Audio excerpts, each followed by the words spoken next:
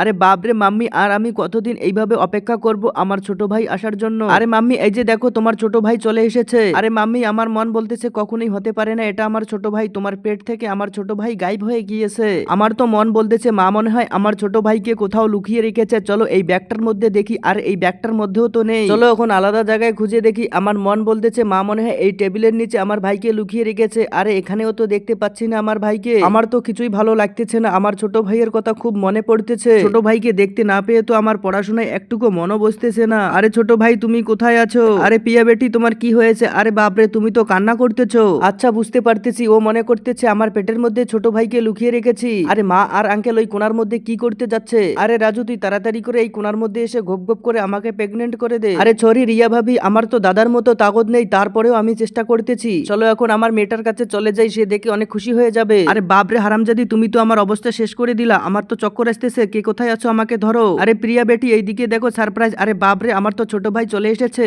বন্ধু আমি তোমার প্রিয় মায়ের কসম দিচ্ছি, ভিডিওতে লাইক সাবস্ক্রাইব করো।